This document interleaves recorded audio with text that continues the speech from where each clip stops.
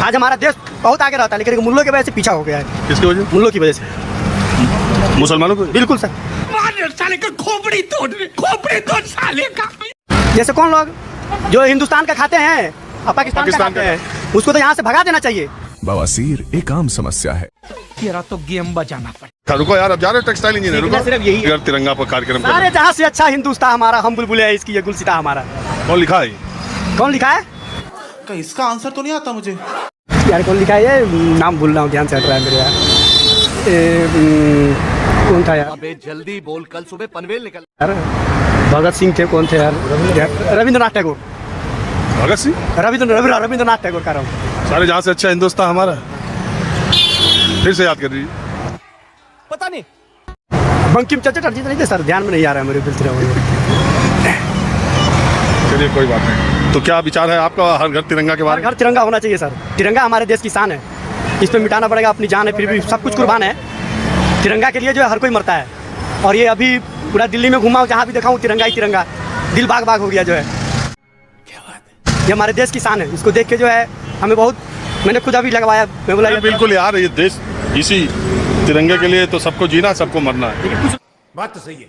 कुछ लोग समझते नहीं है ना कि तिरंगा का क्या मूल है। जैसे कौन लोग?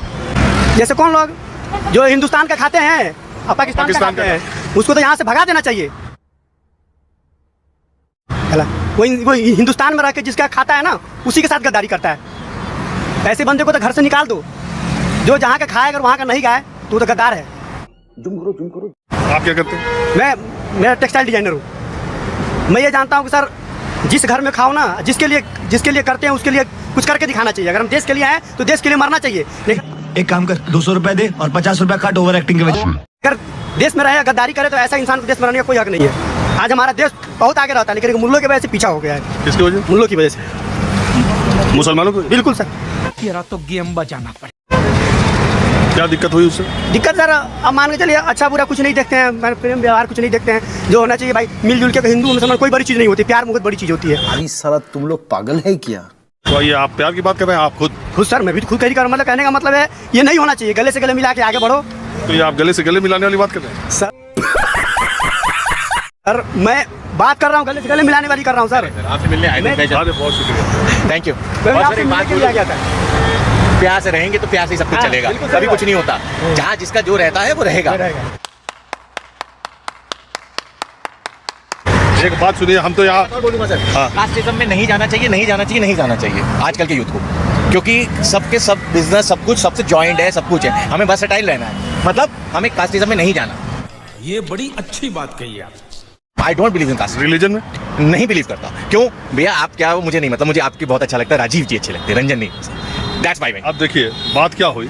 मैं आज आज़ादी के 75-77 सालों तक हम क्या नहीं सीखे। आज हम हर घर तिरंगा कार्यक्रम कर रहे हैं। हर घर में तिरंगा है।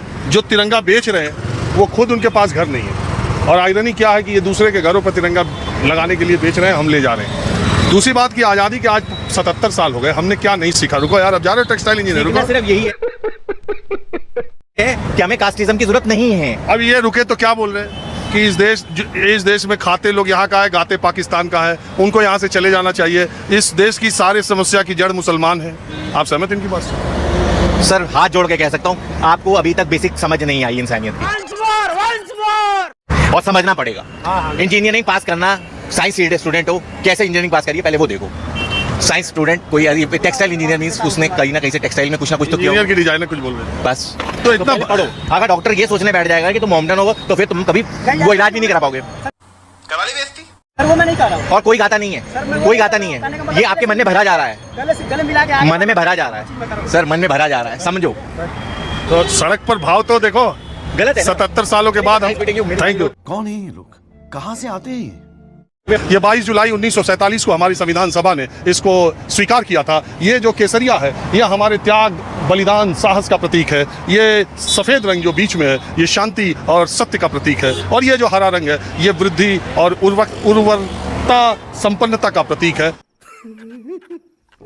और जिस जिस देश में ये तीनों यानी शांति, साहस, बलिदान, त्याग और उर्वरता रहेगी, तभी कोई देश सही मायने में विकसित हो पाएगा। वैसे हमने केसरिया और हरे को अलग अलग अपने अपने सियासी सहूलियत के हिसाब से भी बांट लेते हैं।